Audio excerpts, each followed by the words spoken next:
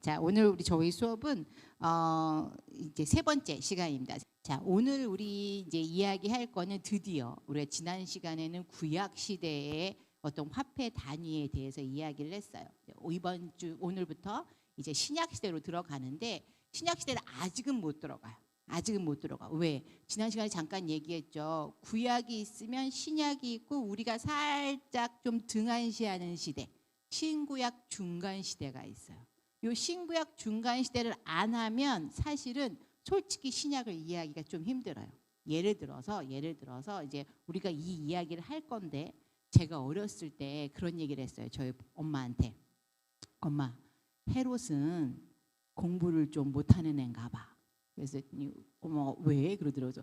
아니 그래도 헤롯이 한 나라의 임금인데, 그죠? 유대인의 왕이잖아요. 한 나라의 임금인데 임금이면 당연히 역사에 대해서도 좀 알고, 그렇죠? 왕의 연대기도 알고 그래야 되는데 어떻게 성경에 구약에 분명히 구약이라고 하는 거 유대인들은 항상 갖고 있었는데, 그렇죠? 근데 그 구약에 나오는 이야기인 메시아가 태어날 거라는 걸 왜 헤롯은 몰라? 왕자 시절에 공부를 안 했어? 그랬어요. 근데 저희 엄마도 그러게 애가 좀 멍청했나? 그랬어요. 그 엄마도 그러네 그런 거예요. 그러고 나서 나중에 알고 보니까 헤롯이 모를 수밖에 없었어. 왜 몰랐냐면 헤롯은 유대인이 아니었어요. 그래서 어렸을 때 유대인의 교육을 받은 적이 없어요. 그러면 그럼 왜 유대인이 아닌 사람이 왕이 됐어? 이 이야기를 하기 위해서 요 신구약 중간 시대가 필요한 거예요. 그래서 우리가 오늘 요 신구약 중간 시대에 대한 이야기를 오늘 하고 다음 주에는 요걸 하면서 신약도 등장을 해요. 이스라엘이 구약 시대에 멸망을 합니다. 누구한테 멸망을 하냐면 586년 주전이에요. 자, 주전하고 주후는 이제 아시죠? 주전은 예수님 탄생하기 전에, 주후는 예수님 탄생 후에. 근데 잠깐만요. 내가 학교에서 기원전 기원후 학교 책에는 기원전 기원후라고 써 있어요. 아니면 서기 이렇게 써 있어요. 그렇죠? 그건 또 뭔 말이야? 우리는 교회에서 맨날 주전 주후라 그러는데 이게 뭐냐면 주전은 영어예요. 영어로 BC라 그래요. Before Christ, 예수님 이전. 그 다음에 주후는 아노 도미노, 요거는 또 라틴어야. 그래서 예수님 이후, 그래서 아노 도미노 그래요. 그런데 무슨 일이 벌어졌냐면 예수님 탄생 연도가 딱 영도가 아니라는 얘기가 있는 거예요. 딱 영도가 아니래요. 왜냐하면 헤롯이라고 하는 인물이, 헤롯 대왕이, 우리가 알고 있는 헤롯 대왕이 예수님 태어났을 때 아기들 다 죽였다고 나오잖아요, 성경에. 근데 그 사람이 죽은 연도가 주전 4년이라는 거예요. 그러면 안 맞잖아요. 그렇죠? 안 맞죠. 그러니까 이제 무슨 일이 벌어졌냐면 그 기독교인 아닌 사람들이 야, 예수는 뻥이야. 태어난 적 없어. 또 예수님의 영으로 해가지고 계산할 수가 없어. 이래가지고 그 연도 싫어.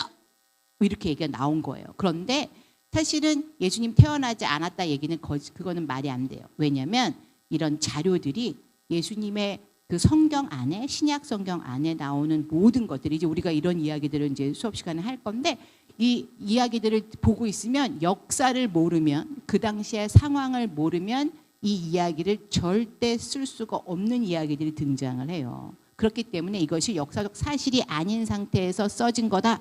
말이 안 되거든요. 그래서 뭐냐면 연도를 잘못 계산했네가 됐어요. 연도가 잘못 계산했네. 그래서 그러면은 예수님을 영도로 하면 약간 이상하잖아. 주전 주후라는 말이 좀 이상하잖아. 영도 잘못됐으니까. 그러면 기원후 기원전이라고 하자. 영어로. 그래서 CE라 그래. CE는 common era야. CE는. 그래서 그냥 평범한 연도 0이라고 보자. 그래서 기원전, 기원후 이런 말이 나오고 서기, 전, 서기 이렇게 나오는 거예요.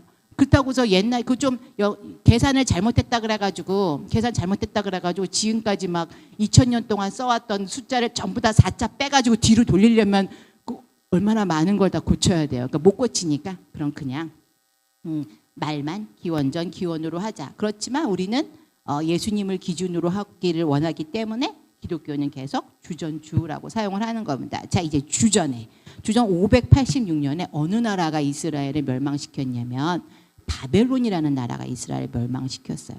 자, 이 바벨론이라는 나라는요, 사실은 정말 대단한 나라예요. 우리가 보통 제국이라는 표현을 사용하죠. 제국. 바벨론부터, 사실은 아수르부터 제국이라고 표현하기도 하는데 정말 대단한 제국의 시작은 바벨론이다 이렇게 얘기를 합니다. 왜냐하면 지금 바벨론을 보시면 여기가 바벨론의 바벨론이에요. 바벨론이라는 나라의 수도 바벨론이에요. 지금 보시는 사진이 정가운데 보시면 파란색 문이 있죠. 정가운데 파란색 문이 있고요. 여러분들 오른쪽 저쪽에 보시면 파란색 높은 빌딩이 하나 있어요. 꼭대기에 파란색이고 밑에 이렇게 쫙 회색 돌로 되어 있는, 이게 바로 뭐냐면 이게 바로 바벨탑이에요. 바벨론에 있었던 마루둑이라는 신전이에요. 마루둑이라는 신을 섬기기 위한 신전인데 이 높이가 자그마치 90m예요. 높이가 90m. 63빌딩 저리 가라. 그죠? 이렇게 높아요. 높아가지고, 근데 더 웃긴 거는 뭐냐면 밑엔 방이 하나도 없어요. 밑에 방이 없어요. 그냥 벽돌을 쌓아서 올린 높은 탑이고 맨 꼭대기 저 파란 건물만 신전이에요. 그 신전에는 누가 사냐면 여사제가 살아요. 그래서 그 여사제가 뭐 하냐면 마루둑을 접신하세요. 무슨 얘기인지 아시겠죠? 이런 이제 예전에 그 고대의 이상한 어떤 석관들이 여기에 등장을 하는데, 특히 여기는요 뭐가 힘이 셌냐면 이 바벨론이라고 하는 나라는 왕의 힘이 어마어마하게 셌어요. 우리가 이스라엘의 이 성경을 자세히 읽어보시면 왕은 사실 필요했다 안 필요했다? 안 필요했다. 사무엘에게 이스라엘 사람들이 막 가가지고 왕을 만들어주세요 막 이러니까 사무엘이 뭐라 그러냐면, 지금까지 전쟁에서 다 이기게 해준 사람은 누구냐면 하나님인데, 만왕의 왕이시고 만국의 왕이시고 모든 전쟁을 다스리시는 분인데 이스라엘 민족이 우리 싫어. 우리 앞서 나가서 우리 전쟁에서 우리를 이기게 해줄 왕을 좀 만들어줘. 이렇게 얘기를 하거든요. 그래서 하나님이 막 사무엘이 화를 내요. 그러니까 하나님이 너한테 화를 낸 게 아니라 나한테 대항한 거니까 내가 받을 테니 넌 그만 화내고 왕 만들어줘. 그럽니다. 그래서 왕을 만들어줘요. 그래도 이스라엘 사람들은 누가 왕이에요? 최고의 왕은, 만왕의 왕은 하나님이에요. 그래서 사실은 이스라엘은 왕이 생각보다 힘이 강하지 않았어요. 누가 중요하냐면 지파장들이 되게 중요했어요. 그러니까 쭉 중요했어요. 근데 이 지파장들을 장악하려고 하는 왕이 나타날 때마다 포악한 왕이 되는 거예요. 왜냐하면 하나님의 율법을 어기는 게 되고 하나님이 만들어 놓은 그들의 왕 체제를 무너뜨리는 게 되거든요. 그래서 사실은 이 이스라엘이라고 하는 나라는 왕이 어마어마한 힘을 갖지는 않았다는 거예요. 그럼 어마어마한 힘을 가진 나라들은 얼마나 어마어마한 힘을 가졌냐면, 이집트 같은 경우는 왕이 곧 신이에요. 그래서 왕이 살아있을 때는 호루스 신이고요. 죽어서는 오시리스 신이에요. 그래서 피라미드를 만든 거예요. 왜 만들었냐면 왕은 죽어도 밤의 세계에, 지하 세계에 다스리시는 분이기 때문에 그분이 머물 공간이 필요해요. 그게 이제 그런 피라미드, 그 다음에 미라를 왜 만들었냐면, 미라를 왕이 죽고 나면 시체가 남잖아요. 근데 왕이 죽었지만 지하 세계에 살아있는 거야. 그러니까 영혼이 돌아다닌다고 생각을 해요. 영혼이 대낮에 밖을 돌아다녀. 밤에는 어떻게 해야 돼? 쉬셔야죠. 왕의 영혼이. 어디 가서 쉬셔야 돼요? 시체가, 몸이 있어야 쉬지. 그래서 시체를 미라를 만들어가지고 거기에 쉬시라고.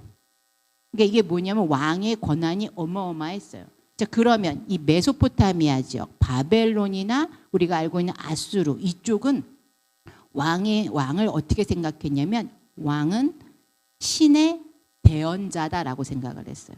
거의 제사장급이에요. 왕이 곧 제사장이기도 했어요, 사실은. 그러다 보니까 뭐냐면 얘네는 신이 인간을 왜 만들었냐면 이 메소포타미아 쪽에서는 신이 인간을 왜 자, 우리는 하나님이 인간을 만든 이유가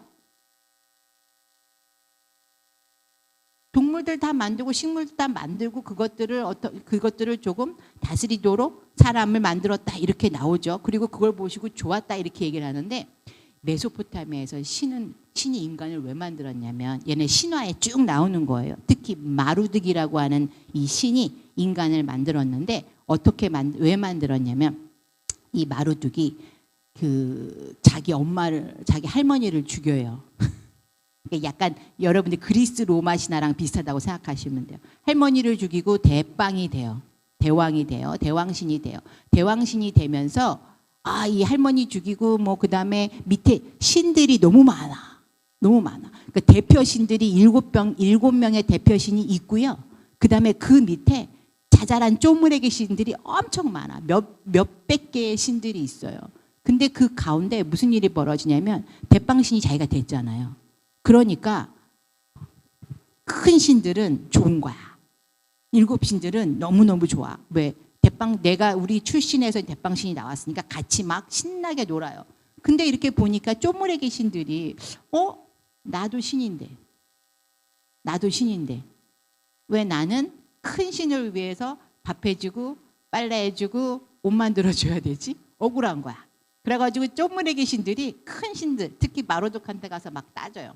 아니 나도 신인데 내가 왜 당신들 뒷바라지 해줘야 되고 막 화를 내요. 그러니까 이 큰 신이 어떻게 하냐면 마로독이 그래 너네들 위해서 그러면 내가 빨래 해주고 밥 해주고 그럴 애들을 만들어줄게.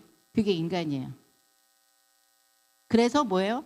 인간은 그 신들을 위해서 빨래 해주고 밥 해줘야 되는 지금 우리 여기 이렇게 앉아있으면 안 되는 거예요. 우리 성경에 보면 무슨 이야기가 등장하냐면 요시아가 종교 개혁을 일으켰을 때 구약 성경에 종교 개혁을 일으켰을 때 예루살렘 성전에 아세라 신을 위해서 옷감을 짜던 여자들이 있었더라라는 표현이 등장하거든요. 그 여자들이 뭐 한 거냐면 신상을 위해서 옷 만들고 있었던 거예요. 신상에다가 옷을 매일 갈아입혔어요. 갈아입히고 씻기고 갈아입히고 꽃다발 만들어가지고 씌워가지고 어떻게 하냐면 동네 한 바퀴를 돌아요. 시내를. 그게 제사장들이 하루 종일 하는 일이에요. 그래야 뭐가 들어와요. 그 신들이 우리를 보호해 주시네. 이렇게 멋있고 잘난 신들이 신상은 작지도 않겠죠. 신상은 막 3m씩 돼요. 그러니까 그러면 어떻게 돼? 그 위대한 신이 우리를 보살펴 주시니까 뭐를 내겠어요. 요거를 갖다가 신전에 갖다 낼 거 아니야. 그거 이제 이렇게 해서 그 신전에 들어오는 돈은 다 누구 거예요? 왕 거예요. 그래서 왕이 뭐라 그러냐면 얘들아 니들은 그 신들을 위해서 일해주는 애들이잖니. 내가 중간에 어떻게 해? 신들한테 대신 얘기해 주는 사람이야. 그러니까 니들은 누구한테 잘해야 돼? 나한테 잘해야 돼. 이게 왕이에요.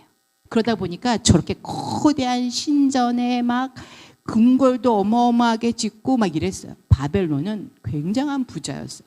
우리가 지난 시간에 메소포타미아에 막 티그리스 유프라데스 강 막 흐르는 거 보셨잖아요. 여기 이 동네는 뭐가 제일 중요하다 그랬어요. 물이 제일 중요한데 여기 보세요. 저쪽에 물이 쫙 가운데로 지나가요. 도시 가운데로. 한강이에요. 한강처럼 도시 가운데로 물이 지나가. 그러니까 그 근처에 사람들이 얼마나 많이 모여 살겠어요. 굉장한 부자였어요. 그런데 얘네가 문제가 생겼어. 이 신과 관련해서 문제가 생겨요. 무슨 문제가 생기냐면 나보니두스라고 하는 이제 여러분들은 모르는 원래는 이제 우리는 느부갓네살까지는 알아. 느부갓네살이 이스라엘을 멸망시켰어요. 바벨론의 최고 왕은 느부갓네살이야. 그 다음 왕이 얘네는 사실은 근데 이 바벨론이 이렇게 거대한 신전도 지어놓고 성벽이 이 두께가 12m예요. 성벽 두께가 12m야. 그러면 마차가 2대가 왔다 갔다 하고도 남아요. 이게 지금 한 10m 될걸요, 지금 여기가. 성벽 두께가 이만하면 웬만하면 안 무너져요. 근데 이 나보니두스라고 하는 임금이 누구를 섬겨야 되냐면 마루독을 섬겨야 되는데 얘가 점차 자기는 나는 마루독 별로야. 나는 저기 달신 섬길래 달신. 난 달신 섬기러 간다. 그리고 왕이 10년 동안 신 섬기겠다고 은둔 생활을 어디 절간 같은 데 가버린 거예요. 10년간. 그럼 이 동네가 어떨까요 지금? 야, 왕이 우리 신을 안 섬겨. 얘네는 자기네 신 섬기는 게 되게 중요하거든요.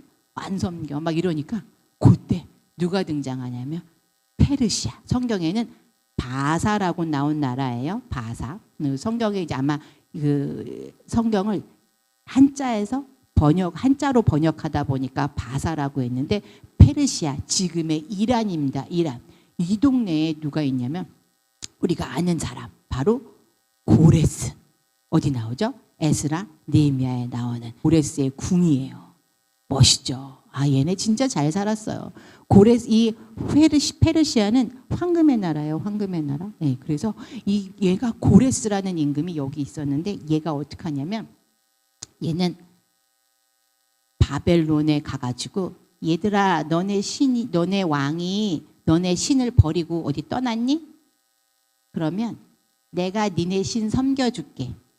그러면서 와가지고 매년 자 이제 제가 조금 전에 얘기했던 이 신상들이 돌아다니는 날이 있어요. 이쪽 바벨론 페르시아 이쪽에는 이스라엘에는 나팔절이라고 등장을 해요. 성경에 나팔절처럼 새해 첫날이 있어요.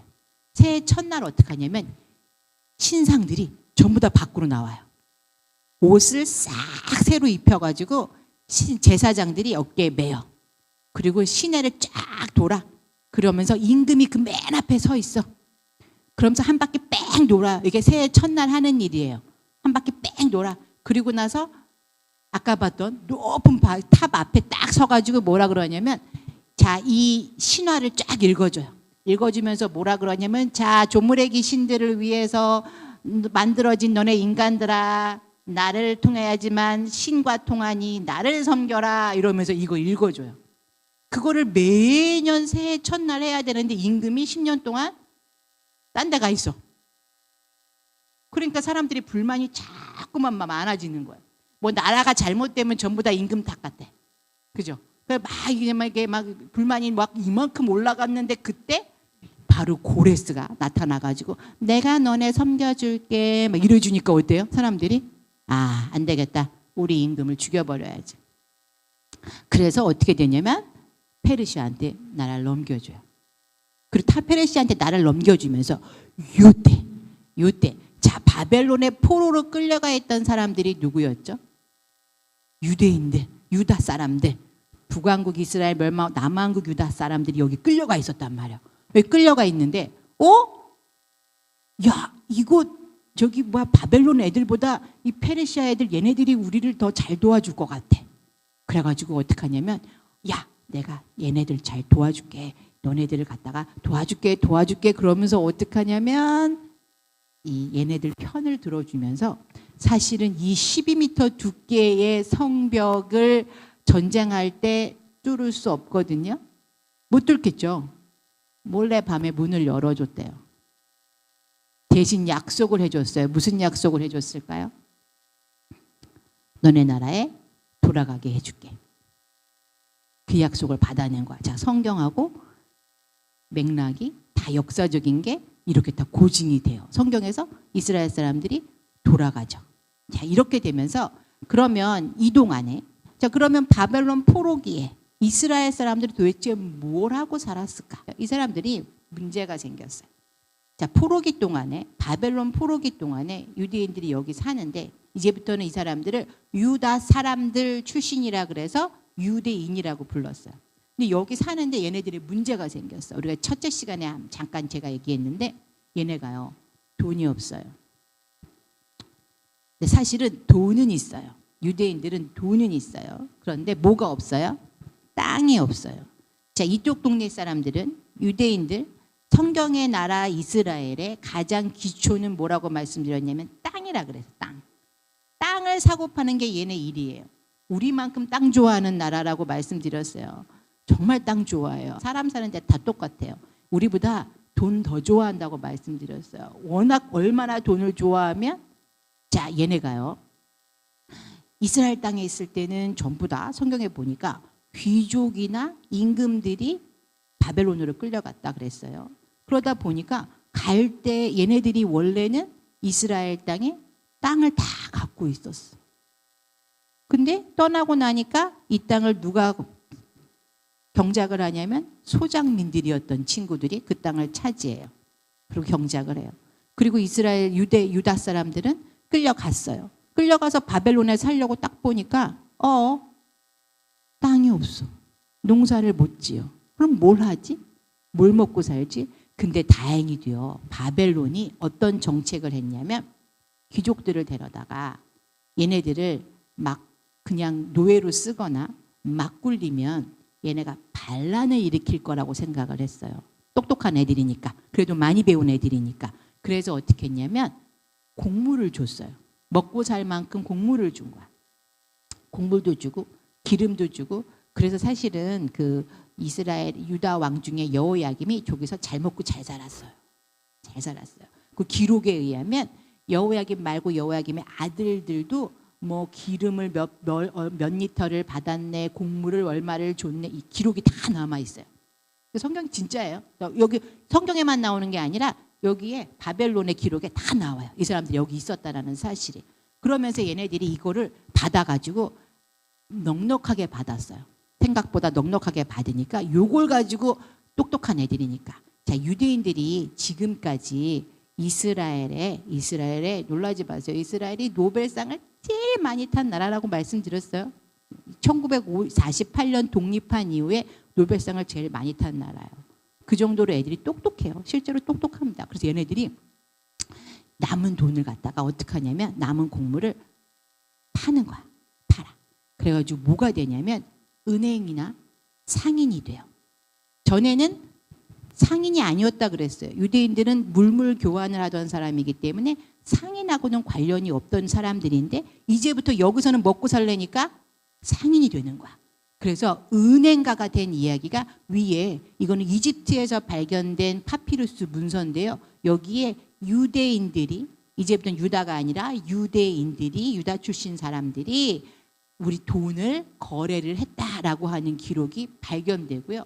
그 밑에는 쐐기 문자로 쓰여진 건데 이거는 바벨론에서 발견된 거예요. 바벨론에서 발견됐는데 바벨론 니프르라고 하는 곳에서 발견된 건데 여기에는 뭐라고 써 있냐면 고리 대금 업자 유대인 무라슈라고 써 있는 거예요. 그래서 이 사람들이 이때부터는 고리 대금을 하기 시작을 해요. 자, 고리 대금을 하고 땅 대신 교환을 하고 상거래를 하게 되니까 얘네들이 뭐에 밝아질까요? 이제부터 돈에 밝아지기 시작해요. 그전에는 물물 교환이었기 때문에 그냥 뭐 곡물 교환하고, 오직했으면 저기 우리 지난번에 얘기했지만 솔로몬의 궁전을 지을 때, 솔로몬의 성전을 지을 때 이 솔로몬이 두로왕 히람에게 백향목을 사요. 근데 백향목 대신 준 게 뭐라고요? 성경에 곡물이에요. 아니 누가 나무를 사는데 곡물을 대신 줘요. 그만큼 얘네들은 농사짓고 목축하고 이게 몸에 뱉던 친구들이 땅이 없으니까 이제부터 장사를 하기 시작해요. 이때부터 장사하던 게 현대까지도 유대인 그러면 돈 많은 애들이 되는 거예요. 지금까지. 그래서 베니스의 상인이라고 하는 셰익스피어의 희곡에도 누가 나온다고요? 고리대금업자 유대인이 나와요. 그만큼 있죠. 유럽에서도 옛날에 너무 미운 거야. 얘네들이 그냥 허겁날 돈밖에 몰라가지고. 좀 미안한데 유대인들한테 이렇게 얘기하면. 근데 지금도 세계의 최고 부자들은 유대인이죠. 그죠? 대표적인 거 트럼프의 사위가 유대인 부자입니다. 하버드 나왔잖아요. 하버드 나왔는데 아시죠? 그 돈으로 들어간 거.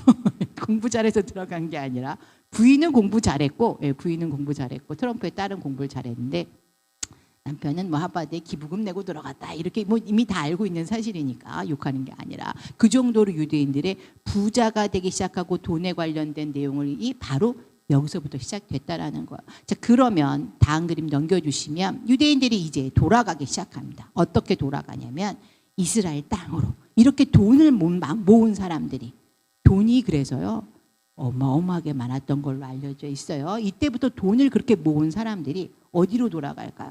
가고 싶은 땅, 내 땅으로 돌아가야죠. 돈도 있겠다. 어디로 돌아가냐면 바로 원래 있었던 가나안 땅 이스라엘로 이제 돌아가기 시작합니다. 이스라엘로 돌아가면서 누가 등장을 하게 되냐면 바로 고레스라고 하는 임금이 등장을 해요. 제가 지난 시간에 이런 얘기를 했어요. 아수르는 자 이제 이스라엘이 멸망한 이야기를 할 때 대제국들의 이야기를 하면서 아수르라고 하는 나라는 전쟁을 하면 반란을 못 일으키게 이쪽 나라의 사람들은 이렇게 뽑아다가 저쪽 나라로 보내고 이쪽 나라 사람들은 뽑아다가 여기에서 살게 하고 여기에 있는 사람들은 뽑아다가 여기에서 살게 해요. 그러니까 막 섞어놔. 그러니까 어떤 일이 벌어지냐면 반란을 일으킬 이유가 없어. 내가 내 나라에 사는 게 아닌데. 그렇죠? 여러분이 만약에 지금 일본에 사는데 일본에 살고 있는데 미국이 막 우리를 막 괴롭혀. 그렇다고 야 우리 여기 땅 내 땅이니까 나가 이렇게 있어요? 관심 없어요. 그러든가 말든가. 그렇죠? 약간 그런 게 있잖아. 근데 바벨론은 어떻게 하냐? 바벨론은 아예 반란을 못 일으키게 싹 다 불태워요. 싹 다 불태우고 완전히 가난한 나라로 만들어 놓고 귀족들은 반란 못 일으키게 데려가 버려요. 포로로. 이게 성경에 나오죠. 다 데려가요. 다 데려가고 여기 땅은 다 불태워 버려요. 그러니까 여기는 가난한 애들만 남아 있어. 왜냐하면 바벨론 자체는 되게 부자였기 때문에 굳이 여기에서 조공을 받아갈 이유가 없는 거예요. 아수르는 원래 장사꾼들이었기 때문에 다른 나라의 조공을 뺏어오는 게 너무 좋은 거야. 그래서 다른 정책을 벌여요. 페르시아는 어떻게 했냐면 페르시아는 바벨론을 먹으면서 굳이 바벨론이 차지한 땅들에 대한 전쟁을 할 필요가 없었어요. 왜 없냐면 이미 바벨론 땅이니까 바벨론만 뺐으면 다 자기네 땅이 되는 거야. 그래서 근데 이게 무슨 문제가 있냐면 바벨론이 이만큼 차지한 거를 내가 그냥 확 먹었어. 얘네는 어떻게 하냐면 이미 이 땅을 다 찾았잖아요. 예, 바벨론이 이미 여기 땅을 다 먹었잖아. 먹었으니까 요 먹은 땅에서 온 포로들을 데려다가 높은 포로들이었잖아. 높은 아주 막 왕에다가 귀족들이었잖아. 얘네들한테 뭐라고 얘기하냐면 너네 땅에 돌려보내줄게. 대신 조공만 잘 바쳐. 세금만 잘 바치면 내가 뭐라고 안 해줄 테니까 가서 잘 지켜. 응? 알았지? 그리고 대신 어떻게 하냐면 너네 자식은 내가 우리나라에 높은 직을 만들어 줄게. 그러니까 높은 직이니까 인질 삼은 거예요. 인질. 높은 직에 있으니까 그러니까 까불지 말고 거기 가서 잘 옛날처럼 집도 짓고 땅도 일구고 그리고 돈은 잘 바쳐. 그럼 내가 너네 봐줄게. 이게 바로 고레스가 만든 거예요. 그러면 그렇게 보내고 나면 거기서 봉사를 잘 할 거 아니에요. 왜? 여기에 자기 자식이 있어. 예를 들어 느헤미야.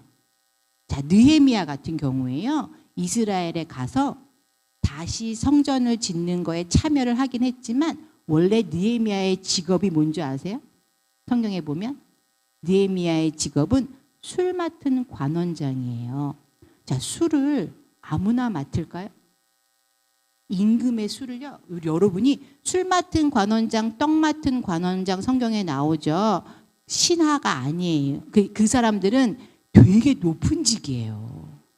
바로 임금의 옆에 있는 내시 같은, 그러니까 내시 중에서도 상내시라 그러잖아요. 제일 높은 사람들. 그런 것처럼 되게 높은 직이에요. 그 사람들이 임금한테 임금님 내가 아는 애 중에 요셉이라는 애가 있는데 걔가 꿈을 끝내주게 맞춰요. 높은 직에 있는 사람이었기 때문에 그 말을 들은 거예요. 그러니까 느헤미야도 사실은 굉장히 높은 직에 있었어요. 얼마나 높은 직에 있었고 얼마나 임금이 사랑했으면 12년 동안 예루살렘 성전 짓는다고 예루살렘 다시 짓는다고 갔다가 얘 나 너 보고 싶다 얘 다시 와라 얘 그리고 다시 불러요. 이게 굉장히 성경에서 느헤미야가 어마어마한 직이었다라고 이렇게 알려져 있어요. 근데 그렇게 높은 직에 올라올 수 있었던 이유가 뭐냐면 야 거의 인질인 거야. 똑똑한 애는 데리고 있으면서 까불지 마. 너네 이렇게 보내줬으니까 거기서 세금 잘 바쳐. 요거예요. 그래서 이스라엘 사람들이 다행히 고레스가 이런 측량. 근데 이게 되게 웃긴 게 뭐냐면 하나님이 구약에 이미 유대인들이 돌아올 것이다. 와서 다시 성전을 지을 것에 대한 예언이 이미 있다라고 하는 거예요. 그 예언대로 이루어지기 위한 어떤 역사적 순리라고 하는 겁니다. 그래서 이 고레스가 이게 지금 보시면 이 위에 있는 이게 글씨 같지 않고 무슨 럭비공 같이 생긴 게 있죠. 이 럭비공 같이 생긴 거에 이게 글씨가 써 있는 거야. 이게 쐐기 문자라고 하는 건데 여기에 페르시아 고레스 임금이 성경과 똑같은 이야기를 기록한 것이 발견이 됐어요. 그래서 뭐라고 얘기를 하냐면 내가 유대인들 뿐만 아니라 그 페르시아의 포로로 끌려왔던 바벨론의 다른 나라, 바벨론이 전쟁을 해서 데려온 다른 나라의 포로들을 집으로 돌려보냈다라고 하는 기록이 실제로 발견이 됐어요. 그러니까 성경의 말씀이 실제였다라고 하는 것이 확실히 고증이 되는 겁니다. 대형 박물관에 전시가 되어져 있고요. 그러면서 이스라엘 사람들이 돌아왔어요. 이스라엘 사람들이 돌아와서 제일 먼저 한 게 뭘까요? 유대인들이 제일 먼저 한 거? 예루살렘 성전을 다시 지어야 돼요. 예루살렘 성전 모습이에요. 솔로몬 성전 시대의 모습입니다. 솔로몬 시대 때 지어졌던 성전 모습인데 남은 게 있을까요? 없을까요? 없었어요. 초토화했거든요. 싹 다 불태웠거든요. 그래서 이 사람들이 새롭게 성전을 지으려고 합니다. 그래서 이 사람들이 새롭게 지은 성전이 바로 성경에 나오는 수룹바벨이라고 하는 사람. 아마도 수룹바벨은 다윗의 집안의 후예였다고 이렇게 보고 있어요. 그래서 근데도 안타깝게도 수룹바벨은 다윗의 후예였지만 암살당한 것으로 보여집니다. 아마 정확하게 성경에 써 있지 않지만 아마 이런 전쟁통에 아마 서로의 그런 어떤 권력 싸움의 희생양이 아니었던 거라고 보여지는데요. 이게 바로 수룹바벨이 지은 성전의 모습을 상상도로 그린 거예요. 남아있는 건 없어요. 왜 남아있는 게 없을까요? 네, 예루살렘은 전쟁이 계속 있는 장소였기 때문에 심지어 예수님 시대 때 성전도 남아있는 게 없어요. 지금 여러분이 착각하시면 안 되는 게 예루살렘에 가셔서 보이는 그 황금돔은 성전이다? 아니다. 모하메드의 기념관이다. 그래서 저기도 아니에요. 사원 아니에요. 무슬림 사원 아니고 모하메드 기념관이에요. 그 안에 들어가시면 모하메드의 머리카락하고요. 예, 모하메드가 이제 찍어놓은 발자국하고요. 있대요. 근데 보면 너무 예루살렘 성전 별로 안 멋있어 보이죠? 네, 안 멋있어 보여요. 자, 성전에 여러분들이 이렇게 성전에 대한 이야기를 할 때 무슨 이야기를 하냐면 제1성전, 제2성전 이런 표현을 사용을 해요. 자, 제1성전은 솔로몬이 지은 구약시대 성전을 제1성전이라고 하고요. 제2성전은 바로 수룹바벨이 돌아와서 지은 성전을 제2성전이라고 불러요. 자, 이 제2성전을 하스몬, 이제 우리가 다음 주에 얘기할 하스몬 왕가라고요. 신구약 중간시대 유대인들이 만든 왕가가 있어요. 제사장 왕가. 요 제사장들이 요 수룹바벨의 성전을 살짝 재건축해요. 리모델링해요. 그리고 나서 여기에 최고의 걸작을 요 건물 그 자체에다가 리모델링을 끝내주게 한 애가 누구냐면 헤롯이에요. 헤롯은 리모델링의 대가거든요. 얘는 우리 요즘 현대에 살고 있었으면 굉장히 TV에 나오는 인테리어 이런 인테리어 디자이너들 있잖아요. 요즘에 인테리어 디자이너들 굉장히 인기가 많죠. 그런 사람이 될 만큼 인테리어에 어마어마한 관심이 많았거든요. 이 친구가 이거를 다시 재건축해요. 그래서 예루살렘 성전은 지금까지 딱 2개만 있었어요. 자, 이게 1성전, 2성전. 그래서 2성전은 신약 시대 때 성전을 이야기하는 2성전은 수룹바벨 때부터 지어진 것이 리모델링 된 거예요. 예수님도 요거를 기초로 해서 보셨다는 거예요. 그래서 같은 시대 거고요. 제3성전 얘기하던데 제3성전 그죠? 제3성전은 아직 안 지어진 거예요. 제3성전은 유대인들이 예루살렘 꼭대기에다가 짓고 싶어 하는 거예요. 그래서 맨날 싸워요. 예루살렘 지금 현재의 예루살렘 성전 자리에는 조금 전에 말씀드린 뭐요? 황금돔 바로 모하메드 기념관이 서 있거든요. 그러니까 유대인들은 거기다 뭐 하고 싶을까요? 예루살렘 성전 세우고 싶은 거예요. 그래서 맨날 그 위에서 총질하고 싸우는 거예요. 서로 그거 가지려고. 이게 맨날 뉴스에 나오잖아요. 그래가지고 무슬림 애들 거기서 쫙 기도하고 있는데 올라가가지고 유대인들이 막 총질해가지고 막 싸우고, 그 다음에 누구 대통령 후보만 됐다 그러면은, 우리는 대통령 후보 되면은 이제 뭐 봉하마을도 가시고 현충원도 가시잖아요. 중요한 데 가시잖아요. 마찬가지야. 대통령 후보만 되면은 네 예루살렘 성전 자리를 우리 당이 되찾아 줄게요. 그리고 누구 또 올라가. 그러면 또 무슬림 애들이 열받아가지고 폭탄 터뜨려. 아이고, 여기가 바로 이 자리예요. 왜?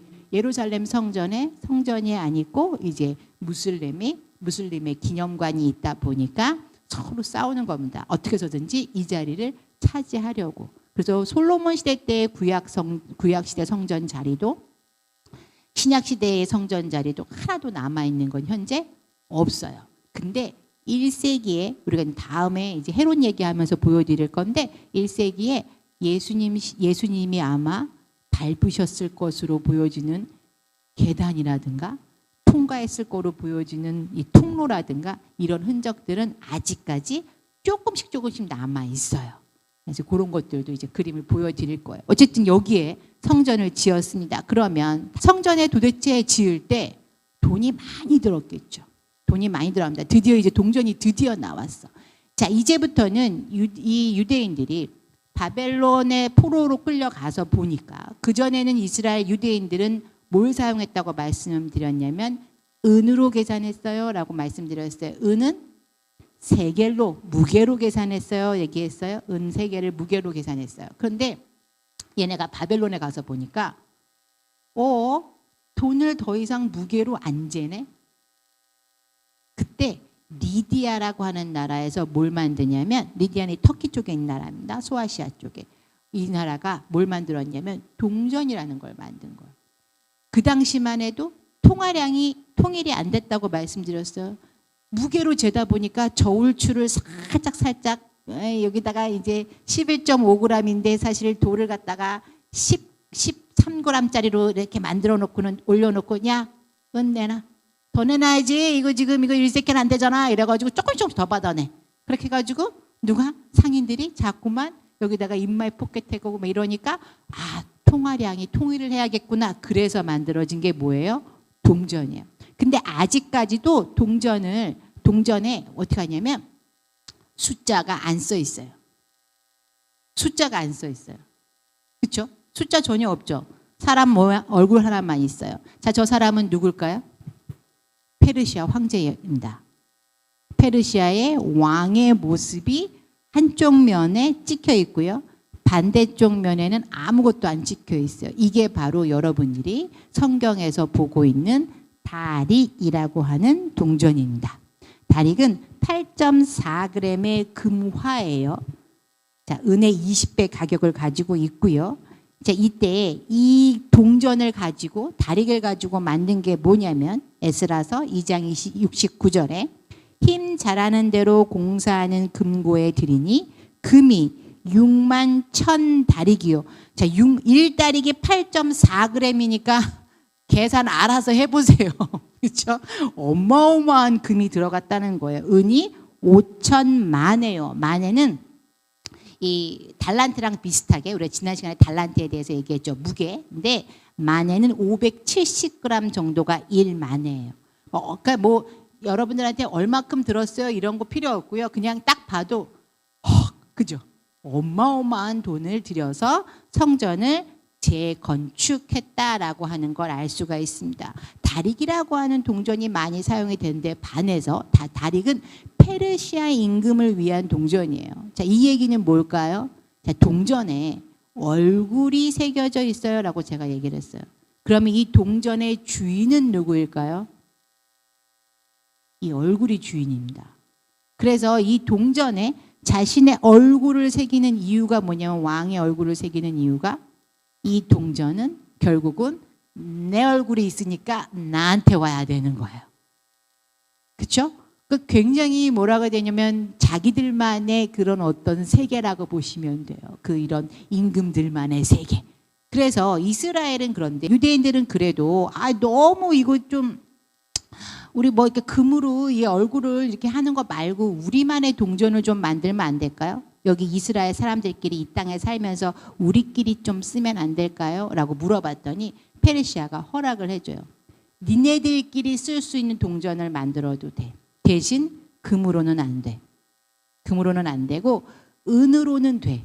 은으로는 돼. 라고 허락을 해줘요. 당시에 다른 나라 임금들도 은으로 동전을 만들기 시작했거든요. 은으로는 돼. 그 대신 황제의 얼굴이 아니라 무엇을 사용하냐면 독수리 문양을 사용을 해요. 독수리 문양을 사용하고 그 옆에 보시면 이게 뭐지? 꼭대기에 이렇게 창같이 생긴 게 있고 양쪽에 이렇게 뭐예요? 이파리 같은 게 두 개가 매달려 있죠. 자, 요게 뭐냐면 솔로몬의 백합화예요. 이게 솔로몬의 백합화를 상징하는 그림이에요. 독수리를 그런데 새기면 될까요? 안 될까요? 유대인의 율법에 의하면 독수리의 문양을 동전에 새기면 될까요? 안 될까요? 안 됩니다. 근데 왜 새겼을까요? 왜 새겼냐면 당시에 이쪽 그리스 쪽에 유행이었어요. 가문의 상징을 꼭 저렇게다 넣은 거예요. 그러니까 자기네들의 가문의 상징은 독수리라는 거지. 유대인들의 상징은. 왜? 성경에 독수리같이 이런 표현들이 등장하잖아요. 하나님이 독수리같이 날아와서 보시고 이런 표현들이 등장하니까 자신들의 가문의 상징이라고 생각을 했어요. 유대의 상징이라고. 그리고 여기다가는 유두헤이 달렛. 그래서 예후다. 예후드의 동전이야 라고 상징을 하면서 이 동전을 만드는데 이 동전의 문양의 요 솔로몬의 백합화가 현대 유대인의 세겔. 자, 밑에 보시는 게 현대 유대인의 1세켈이에요. 우리나라 가격으로는 우리나라 이제 환산하시면 한 4,000원 정도 되거든요. 그 현대 유대인의 동전에 그 문양을 그대로 가져와서 쓰고 있어요. 그러면 솔로몬의 백합화는 저기 그러면 우리가 알고 있는 그 백합화인가요? 요 꽃은 원래 이거예요. 네? 백합인데 하얀색이 아닌데요. 그쵸? 무슨 일이 벌어졌냐면 이게 성경의 시대를 문화를 알아야 돼. 이게 뭐냐면 원래 백합화는 이게 백합화예요. 솔로몬의 백합화는 빨간색이 거의 자주색 빛이 나는 너무 예뻐요. 진짜 예쁜데 얘를 왜 백합화라고 잘못 번역을 했냐면 히브리어로 이 꽃의 이름이 샤니예요. 샤니예요. 샤니. 근데 이 샤니가 시리아어로 번역을 했더니 흰색이 된 거예요. 흰색. 샤니가 시리아어로는 뜻이 흰색이에요. 근데 꽃인데 흰색으로 번역해 버린 거야. 그러니까 사람들이 꽃인데 흰색이야로 생각한 거야. 그래서 지금 성결교회 기독교 대한 성결교회 상징은 백합화가 이렇게 있어요. 백합화 조금 흰색 꽃이 아니어야 된다는 사실. 원래는 요 빨간색이에요. 그래서 번역이 어떻게 되냐에 따라서 이렇게 모양이 바뀌어요. 그래서 이스라엘에 가셔서 백합화를 보면서 솔로몬의 백합화야 이러면 애들이 웃어요. 이게 솔로몬의 백합화입니다. 그래서 여기다 이렇게 장식을 딱 달았어요. 근데 문제는 뭐냐면 이걸 계속 못 만들어요. 왜 계속 못 만드냐면 페르시아가 멸망해요.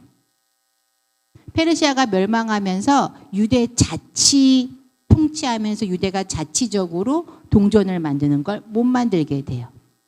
왜냐하면 그때 누가 나타나냐면 이 사람이 지금 페르시아의 여러분이 알고 있는 이 사람이 고레스고요. 페르시아가 얼마나 대단하게 통치를 했냐면 지금 보시면 여러분들 왼쪽에 저 밑에가 이집트 기억나시죠? 그 다음에 오른쪽에 여기 주황색 전부 다 보세요. 왼쪽에 위쪽이 터키고요.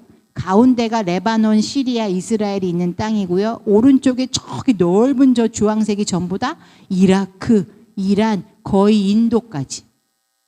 와, 페르시아 영토가 이렇게 넓었어요. 이 페르시아 영토가 엄청 넓었는데 얘네가 욕심을 어마어마하게 내요. 이렇게 넓은데도 불구하고 자, 여러분들 왼쪽 초구석에 있는 나라. 주황색으로 표시되어져 있지 않고 노란색으로 표시되어져 있는 저 왼쪽 위쪽에 구석에 있는 저 나라가 어느 나라냐면 바로 그리스예요. 그리스까지 가고 싶은 거야. 욕심을 너무 많이 냈어요. 그래서 얘네가 그리스로 전진을 합니다. 그 그리스로 전진을 해서 그리스를 뺏으려고 어마어마하게 전쟁을 한 애가 누구냐면 바로 여러분이 아는 임금 아하수에로예요. 아하수에로가 에스더의 남편 아하수에로가 이 땅을 차지하려고 엄청 전쟁을 하는데 져요. 지면서 그리스 사람들이 연합을 해가지고 이 페르시아 사람들을 몰아내고 전쟁을 해요. 이때 전쟁에서 이기면서 이긴 사실에 대해서 그걸 가지고 전달하려고 뛰어서 도착해가지고 우리가 이겼어요라고 얘기했다라고 하는 게 바로 마라톤이에요. 이야, 성경하고 다 연결되네. 그렇죠? 너무 신기하죠? 그러면서 이 그리스에 이 사람들이 이 페르시아랑 싸우면서 돈을 얘네는요 그리스는 연합군이에요. 섬나라로 위주로 돼가지고 그리스는 막 아테네, 마케도니아 이런 또 그다음 크레타 섬 이렇게 섬나라하고 막 다 연결이 돼 있거든요. 얘네들끼리 모여가지고 돈을 걷었어. 전쟁하려고 돈을 걷었어요. 근데 이 돈을 갖다가 사람들이 참 신기해. 전쟁하려고 돈 걷었으면 같이 써야 되는데 어떻게 해요? 막 얘가 요만큼 쓰고 쟤가 저만큼 쓰고 몰래 우리만을 위해서 쓰고 막 이러니까 또 싸워 지들끼리. 이게 또 싸워. 항상 돈이 문제야. 그죠? 지들끼리 막 싸워요. 그래서 이 지들끼리 싸우는 거를 그만 싸우고 우리가 연합을 해서 차라리 저 페르시아 쟤네를 없애버리자. 그리고 우리가 저 땅을 차지하자라고 나타난 사람이 누구냐면 바로 알렉산더예요. 얘가 알렉산더 대왕입니다. 이 친구는요 20살의 임금이 돼요. 20살의 임금이 돼가지고요 이 친구가 전쟁을 하러 이쪽을 뛰어가는 거야. 근데 얘가요 이 알렉산더가 유명한 이유 중에 하나가 뭐냐면 전쟁만 잘한 게 아니고요. 알렉산더는 그 유명한 아리스토텔레스라고 하는 철학가가 있어요. 굉장히 유명한 사람이죠. 철학가 중에 대가인 사람. 이 사람을 스승으로 삼았어요. 아리스토텔레스의 제자가 알렉산더야. 얼마나 이 알렉산더와 아리스토텔레스의 그 철학적인 대화가 심오했냐면 아리스토텔레스가 내가 가르친 것을 가지고 책을 좀 출판해야겠다라고 얘기를 했더니 알렉산더가 편지를 썼대요. 스승님, 그건 당신과 나만의 어떤 공부잖아요. 그거를 왜 출판을 하나요? 나와 당신만이 나누어야 하는 아주 중요한 지식입니다. 아무도 가르쳐주지 마세요. 그러니까 아리스토텔레스가 뭐라 그랬냐면 출판해도 괜찮아. 왜냐하면 애들은 이걸 내가 출판했다고 한들 기초가 없어서 못 알아들어. 다 너 같지 않단다. 그만큼 이 아리스토텔레스와 알렉산더의 대화가 어마어마했대요. 그래서 이 알렉산더가 정말 대단하게 나라를 제패할 수 있게 해준 게 누구냐면 알렉산더의 아버지예요. 이 알렉산더가 그러면서 옆에다가 책과 항상 같이 둔 거. 칼, 검을 항상 뒀대요. 그러면서 이 친구가 나가서 전쟁을 하는데요. 전쟁하는 그림 볼까요? 이게 바로 알렉산더와 알렉산더 아버지가 고안해낸 전쟁 방법이에요. 이걸 팔랑쿠스라고 부르는데 와 화살 보세요. 이 창 보세요. 창이 7m예요. 창 7m를 이렇게 들고 가는 거야. 들고 가고 양쪽에 끝에는 어디냐면 방패를 들고 가요. 그래서 정말 무작정 가는 거예요. 너무 무식해요. 그냥 가요. 가다가 여기서 창으로 앞으로 오는 애들이니까 막 못 오죠. 오면서 찔러 죽어. 그러다가 혹시 중간에 앞에 있는 애가 화살 맞아 죽잖아요. 쓰러지잖아요. 그럼 뒤에 있는 뒷줄 애들이 창을 촥 내려요. 그리고 앞에 또 죽어요. 그럼 뒷줄 애들이 창을 촥 내려요. 양쪽 끝에는 방패를 딱 들고 있기 때문에 이 방패가 무게가 거의 뭐 10kg 이상 돼요. 그걸 들고 가. 애들이 엄청 튼튼해요. 자, 그리스에는요, 애들이 엄청 운동을 열심히 해요. 그래서 우리가 보통 헬스클럽을 줌이라고 부르죠. 줌이라고 부르거든요. 헬스클럽을. 이게 그리스어의 김나지움이라는 단어에서 왔어요. 그리스는 뭐라고 얘기하냐면 나라에서 세뇌를 시켰어요. 뭐라고 세뇌를 시키냐면 인성은 몸에서 온다. 몸을 단련을 잘한 사람일수록 식스팩이 있는 사람일수록 인성이 좋다. 인격이 좋다. 이렇게 얘기한 거야. 그래가지고 너도 나도 가서 운동을 해요. 운동해가지고 그래서 실제로 왜 그리스나 이런 로마의 신상들 보면은 막 전부 다 막 식스팩이잖아요. 실제로 그랬어요. 여러분이 혹시 스파르타라고 하는 영화 이런 데 영화 보면 애들이 전부 다 여기가 식스팩이에요. 그 진짜 그랬어요. 왜? 그렇게 운동을 해가지고 전쟁이 나면 바로 투입돼서 전쟁하게 세뇌를 시킨 거야. 인격은 곧 배에서 온다. 근육에서 온다. 열심히. 얘네들은 그래가지고요. 진짜 힘이 어마어마하다 그래요. 전쟁에 나가서. 이렇게 해서 이깁니다. 그래서 다음 그림 보시면 알렉산더가 제국을 이렇게 차지해요. 더 많이 차지하죠. 페르시아보다 더 거대한 제국을 차지하면서 이 사람이 뭘 만드냐면 헬라 문명이라는 걸 만들어요. 자, 헬라 문명은 뭐냐면 그리스와 이쪽 그리스의 서양권 문화와 동양권, 페르시아와 바벨론 그리고 이집트 이런 터키 이 동네의 동양권 문화를 합친 거예요. 그래서 이때 얘네들이 헬라어라고 하는 그리스어지만 그 그리스어를 조금 더 국제화시켜요. 그러니까 약간 뭐냐면 일본이 우리나라 압제했을 때 일본어만 써라고 얘기했던 거랑 비슷한 거예요. 그래서 그리스가 헬라어만 쓰게 해요. 그리고 헬라어를 기본 언어로 쓰고 또 하나 결혼을 꼭 하도록 해요. 어떻게 결혼을 하냐? 혼혈을 해라. 그래서 알렉산더마저도 혼혈을 해요. 자신도 역시 이쪽에 페르시아 쪽에 바벨론 쪽에 부인을 얻어요. 그래서 혼혈을 함으로 인해서 자 이것도 역시 우리 아까 계속 각각의 정책에 페르시아는 사람들을 반란을 못 일으키도록 돌려보냈다 그랬어요. 그리스는 반란을 못 일으키도록 혼혈을 시키는 거야. 그렇죠? 야, 이거 지금 내가 반란을 일으키고 싶은데 사실은 내 부인의 나라가 그리스야. 그 반란을 괜히 일으켰다가 우리 부인한테만 잘못되면 또 어떡해? 그렇죠? 그러다 보니까 반란을 못 일으키도록 혼혈을 시키고 헬라 문명이라는 걸 만들어서 헬라어를 기초적으로 쓰게 해요. 그렇다면 이제부터 이 동네에는 어떤 돈을 사용할까요? 바로 드라크마라고 하는 헬라 경제 단위가 등장을 합니다. 이 드라크마라고 하는 것은 뜻은 뭐냐면요. 뜻은 손잡이란 뜻이에요. 손으로 움켜잡다라는 뜻이에요. 그게 뭐냐면 지금 보시면 여기 위에 막대기가 6개 보이시죠? 청동 막대기가 긴 막대기가 있는데 웃지 마세요. 이 청동 막대기가 이 그리스에서는 돈 단위였어요.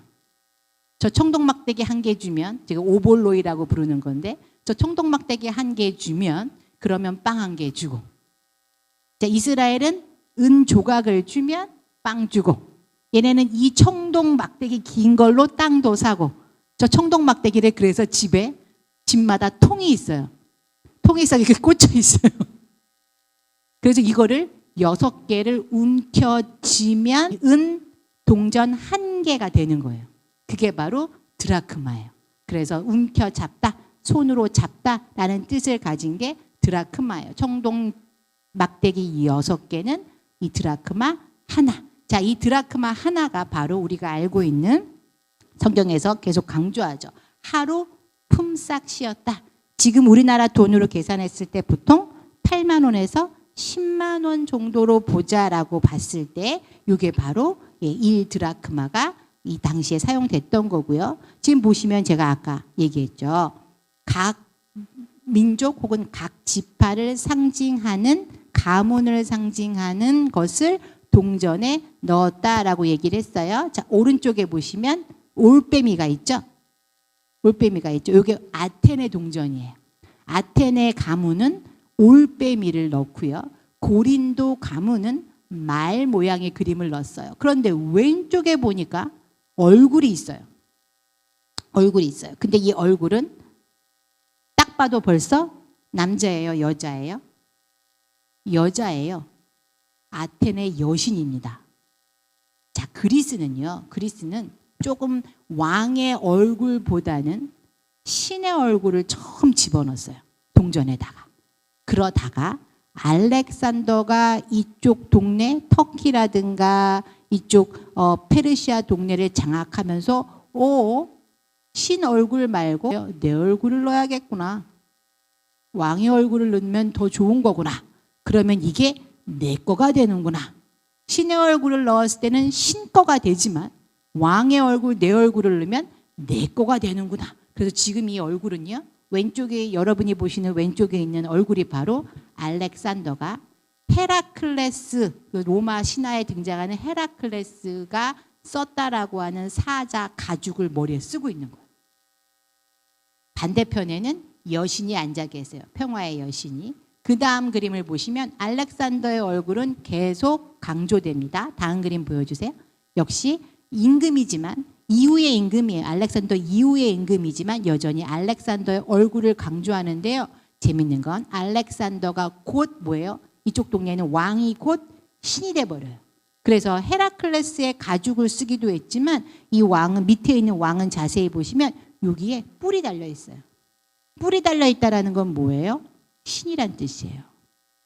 뿔이 달려서 여기 신이. 왜냐하면 이 메소포타미아 쪽의 신들은요, 꼭 뿔 달린 모자를 쓰고 다녔거든요. 그 뿔이 곧 신이라는 상징을 하게 돼요. 그리고 옆에 보니까 평화의 여신이 또 있습니다. 이 드라크마만은 신격화된 왕을 보여주고, 그리고 자신들이 신에게 보호를 받고 있다라는 사실을 알려주는 게 바로 이 동전이에요. 보통 배심원으로 재판에 참여하는 사람은 반 드라크마를 받았습니다. 반 드라크마는 3인 가족의 하루 생활비로 충분했다 그래요. 그러니까 지금이 한 4만 원에서 5만 원 정도 되니까 아침, 점심, 저녁 먹고, 그렇죠? 잠 자고 옷 사 입고 정도가 5만 원이라고. 좀 싸긴 싸네. 우리 5만 원 갖고 하루 살 옷까지는 못 사 입겠다. 그렇죠? 먹고 사는 건 좀 가능할 것 같은데. 자, 그런데 자, 이 드라크마가 성경에 등장을 합니다. 이 드라크마가 언제 등장하냐면 누가복음 15장 8절에서부터 10절에 등장합니다. 뭐라고 나오냐면 어떤 여자가 10 드라크마가 있는데 하나를 잃으면 등불을 켜고 집을 쓸며 찾아내기까지 부지런히 찾지 아니하겠느냐. 또 찾아낸즉 벗과 이웃을 불러 모으고 말하되 나와 함께 즐기자. 잃은 드라크마를 찾아내었노라 하리라. 내가 너희에게 이르노니 이와 같이 죄인 한 사람이 회개하면 하나님의 사자들 앞에 기쁨이 되느니라. 드라크마가 근데 문제가 뭐냐면, 자, 드라크마는 언제 동전이라고요? 알렉산더 대왕 때, 헬라 시대 때 동전이에요. 자, 우리는 성경을 무슨 시대라고 보통 불러요? 신약 성경 시대를 로마 시대라고 불러요. 그럼 헬라 시대하고 로마 시대하고 같은 거예요? 다른 거예요. 자, 우리 로마 시대는 다음 주에 나와요. 그런데 이 중간에 이 헬라 시대 때는 로마 시대 전 시대예요. 그러면 자, 로마가 이스라엘을 통치했을 때 드라크마를 계속 썼을까요? 안 써요. 자, 여러분들이 알고 있는 로마 시대, 신약 시대에 가장 많이 나오는 동전 단위는 데나리온이에요. 그렇죠?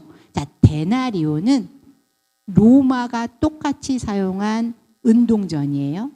그래서 요거는 하루 품삯.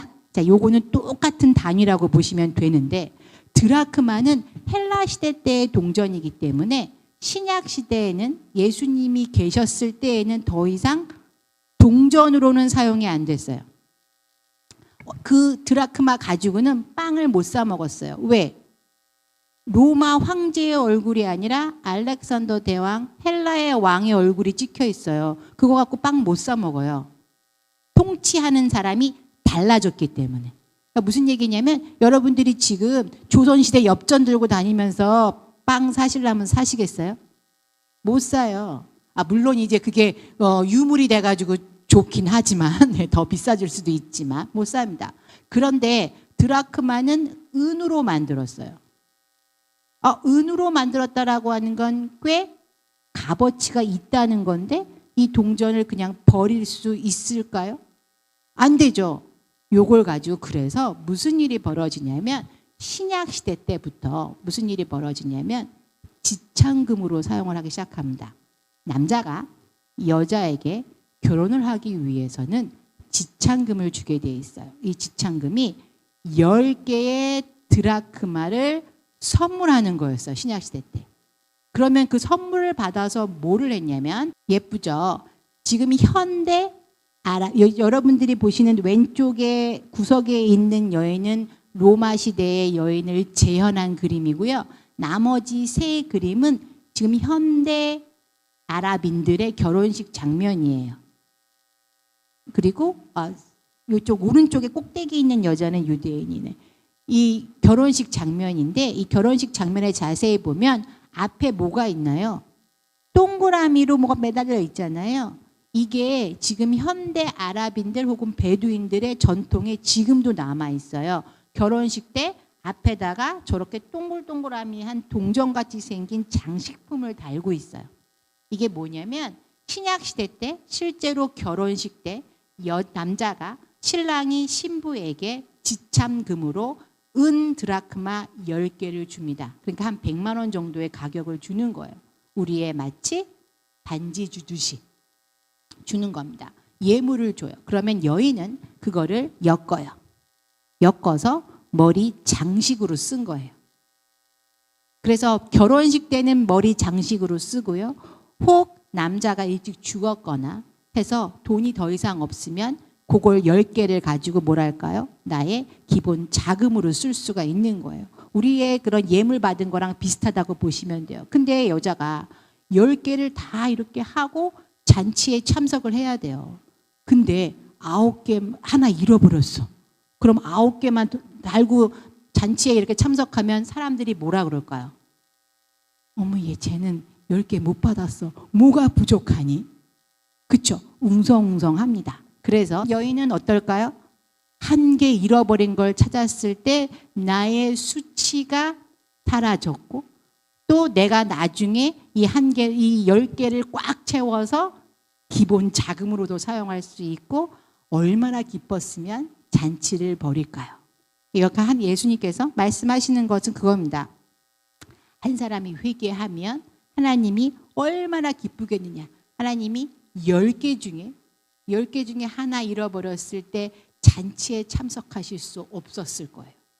그런데 이것이 한 개 찾음으로 인해서 이제는 하나님의 수치, 우리를 찾으셨을 때 더 이상 수치스럽지 않고 우리를 자랑하고 10개를 다 꿰어서 내가 결혼식에 참여할 수 있겠구나라고 하는 말씀으로 이야기를 하고 계시는 겁니다. 그래서 사실 이 이야기를 했을 때 아마 거기 앉아있던 유대인들은 맞아 그치 우리 그 한 개 잃어버리면 큰일 나지. 예수님의 이야기는 먼 이야기를 안 하셨다는 거예요. 실제로 일어났던 이야기, 이런 문화 속에서 벌어진 이야기입니다. 자, 그러면 저희가 조금 더 신구약 중간 시대로 다시 들어가요. 근데 다음 주에는 우리가 또 렙돈에 대한 이야기를 하게 될 건데요. 렙돈, 그 다음에 우리가 구약 시대 때도 세겔에 대해서 이야기를 했는데 이번에는 조금 더 신약 시대의 세겔, 특히 성전에 바쳐진 반세겔에 대한 얘기를 할 겁니다. 여러분은 책 교재를 몇 페이지를 읽어오시면 되냐면 38페이지, 40페이지, 38페이지에서부터 쭉 읽을게요. 어디까지 읽으시면 되냐면 45페이지까지. 근데 사실 그 동전들 빼고 나면 읽을 양은 얼마 안 돼요. 38페이지에서부터 45페이지까지 읽어오시고요. 앞부분에 보시면 성서시대 동전에 대한 이야기가 조금 더 있거든요. 그리고 오시면 돼요. 26, 27, 24, 26, 27 요거는 조금 읽어오시면 조금 더 쉽게 이야기를 이해하실 수가 있기 때문에 읽어오시면 될 것 같아요. 안녕히 가세요.